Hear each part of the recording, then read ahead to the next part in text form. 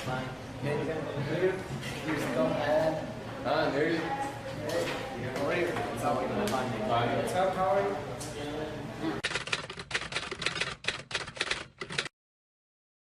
If we arrive late to the classroom, the teacher will be angry. Yeah, it's true. Hey, let's go. Did you get the homework? Of course, and you? Oh my god, I forget the homework. You don't need the homework, the teacher don't let you go out to the recess. Oh my god. I have an idea. If I talk with Anna, maybe I will get the homework. Hey, what's happening? I forget the homework. You can buy me the homework, please? Sure, Rob. There it is. Thanks. You wait on. Teacher. Yes, Alan? May I go to the bathroom? Yes, you can.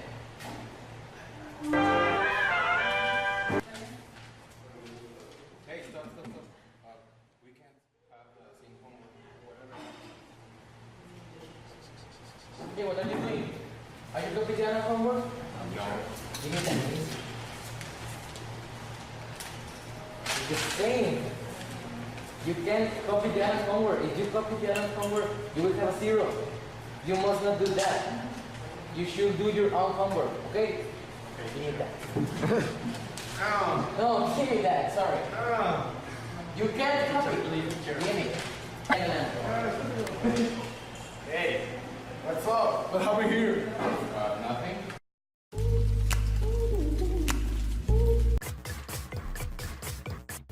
Teachers have been changing their role since when education started. Teachers they carried information and they gave information to their students. Nowadays, information is available in internet and in books and in their travels, because our students now travel many places. So they're able to gather the information on their own. So now teachers have to be different, and they have to teach students how to control the information, what to take the best out of the information, instead of how they used to do their learning in the past, where they just sat and listened to the teacher. Now they have to take an active role in understanding the information and being able to digest it and analyze it, organize it, and use it for their best benefit. Debe de ser guía, debe tener vocación de orientar al estudiante, debe ser honesto, justo, y debe de hacer despertar bien las ideas al estudiante, de tal manera que sepa cuál es el camino que debe de seguir. What profile must one have? The profile that teachers should have now is similar to what they used to have in the past, but now they have to be a little more dynamic in the way they plan their lessons. They have to be active, they have to involve the students in being able to solve problems. So the teacher becomes more of a guide, and the profile of a person who is a guide is to be able to have leadership skills and to be able to manage multiple tasks that are going on in the classroom, and instead of everybody sitting behind a desk and doing the same thing. So a teacher who is a guide is more of a mentor. He has to be a leader. He has to be able to catch the interests of students and be able to have them realize what they have to get to and be able to solve and get to the place where they're supposed to generate the information and be able to come up with a task that is at hand, which is more related to what they're going to be using for a workplace, not just in school. Debe ser honesto, debe tener paciencia y valores. Debe de ser bien orientado y tener vocación para la enseñanza, pero sobre todo mucha paciencia. Did you find more difficulty in treating adults than you did in treating younger people? Is it easier to teach children or adults? It's not easy, either one. either children or adults, neither one of them are easy because you need to be prepared. You need to do research. You need to know the content to be able to then present it to the students in an interesting way. I started my teaching career as a preschool teacher, then taught elementary, then taught middle school, and now as the vice principal of a school, I teach teachers who then need to go into the classroom and teach their students. So, which is easier? None of them. They're just different. The research has to be done in a different way. I have to be more knowledgeable to be able to teach adults who think they know everything, and then it's hard to keep their attention. When you teach adolescents, their attention span is shorter, but it's not. It's more because of it's an age situation where they're thinking parties and other things. But then in the youngsters, the little guys from the preschool, they're also distracted because their attention span is immature, so it's a very short attention span. But the key, I think, would be just to be very knowledgeable in the topic and knowledgeable in the group that you're going to teach, so that you can bring strategies that will catch them and be able to hook them into your topics and be able to be productive in the session that you're teaching, whether it be the preschool kids, the elementary, high school, or even the adults that I work with now. No depende tanto de la edad, si es joven o si es adulto.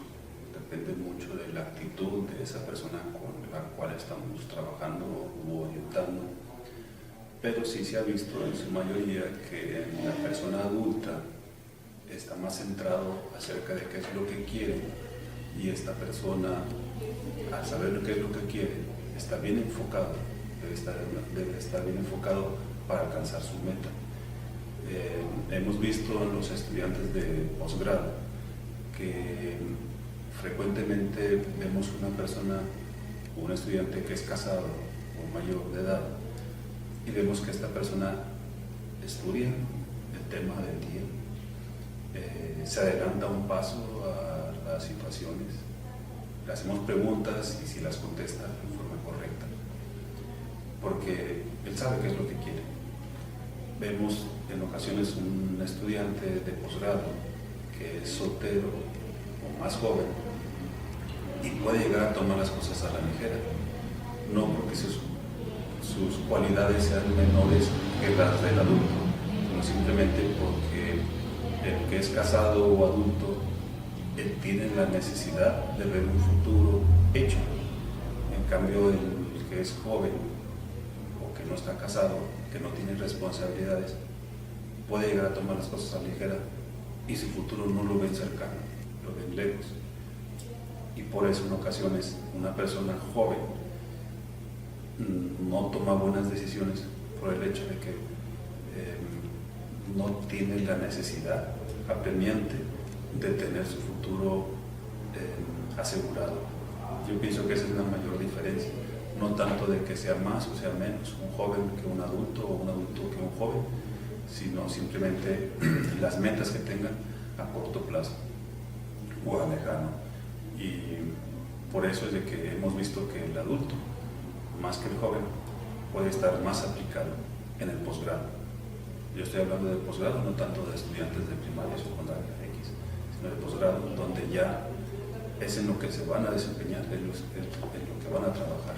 Y hemos visto esa diferencia. Have teaching methods changed over time? Teaching methods. Here's the thing. In the past, the teacher sat with a whole bunch of desks in front of her in long aisles, and the students at the front heard the information, and sometimes, if they were lucky, the students in the back got to hear some of the information because the teacher would walk down the aisle. But most of the time, it was for scolding purposes. And the teachers were very strict and very square in the way that they handled information or the strategies with the students. And the way that the student would learn would be more repetition and memorizing information, because that's what they were supposed to do. The teacher gave information, the student learned it and memorized it. Nowadays, students are in a position where they need to have 21st century skills, where the teacher is in charge of preparing them with technology skills, with problem-solving skills, and being able to guide the students in becoming an active member of a global society. So the teaching methods have to be very different. A child has to learn how to work with another person, either physically, face-to-face, in a small group, in a larger group, or even over the internet from somebody across the world. Because nowadays, the students are becoming global citizens, not like they used to be in the past, where they would just sit there and absorb information. So teachers have to understand that that's what they have to do now and adapt their teaching methods to be able to stimulate that kind of dynamic learning in the classroom, where the students are practicing sort of like a work environment situation, or including across the world where they're conferencing with other people. What course is education taking? Where is it headed? Where is education going? That is hard to predict, but at the rate that education is moving now, the way we know education, when we started formalizing it, and to the way we've been teaching recently, many years passed. But in the last 10, 15 years, education has evolved at an impressive rate. So what we do, how we perceive education now is not what was perceived like in the past.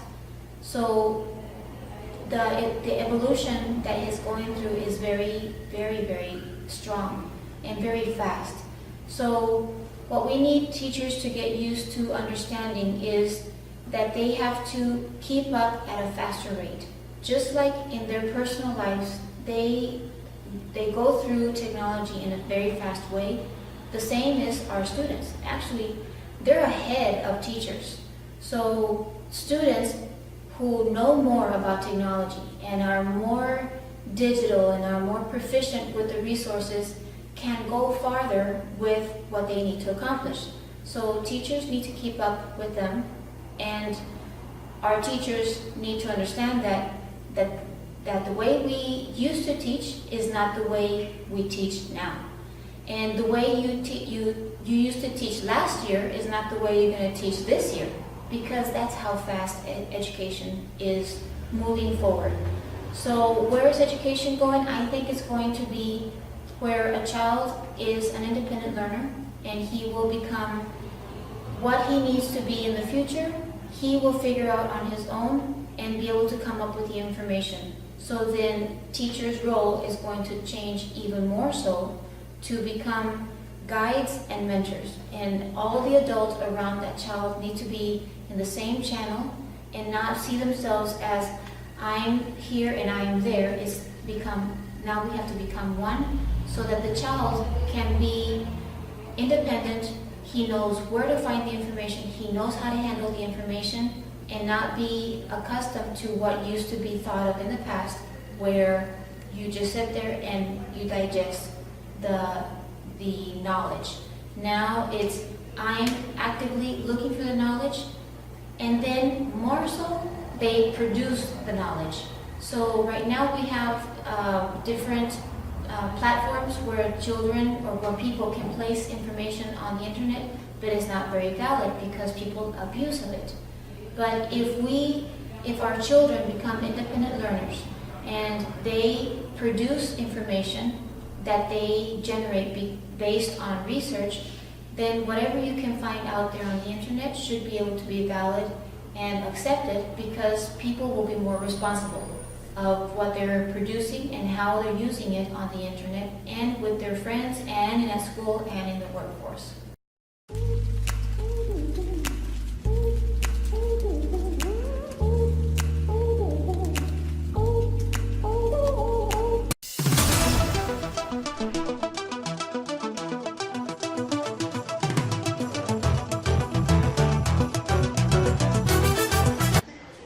Good morning. Welcome to the Pinkies News. Today we have a new report about a teacher who has won a prize for the best teacher of Mexico. But for more information, let's go with our reporter, Eric. Let's go. Yes, Luis. I'm here in the high school number 7, in the main event of the university. I'm here with the man of the day, Raul Pasi. Now, tell me, how do you feel? I only can say I am the happiest person in the world. That's it. I think he's happy. That's great. Now tell me, is there any student in the band? Yeah. Yes, Luis. There are 3 students. Let's ask them about the teacher. Hey son, what's your name? My name is Stevie. Well, Stevie, and what do you think about your teacher? I think he is a great person. You, what's your name? Gerson. Gerson, what do you think about your teacher? I wanted to be like him in the future. And you? My name is Adrian. Ezra? What do you think about your teacher? He really deserves the prize. He deserved the prize. Let's back with you, Luis. Thanks, Rick. I will see you later. Okay, now we are with the brother of the teacher, Daniel. Tell me, Daniel, what do you think about the prize of the brother? Well, I am very proud for him. He is the best person I have ever met. I am very excited for my brother. Oh, that's good. Thank you, Daniel. Okay, we are going back in a few minutes. Stay with us. Thank you.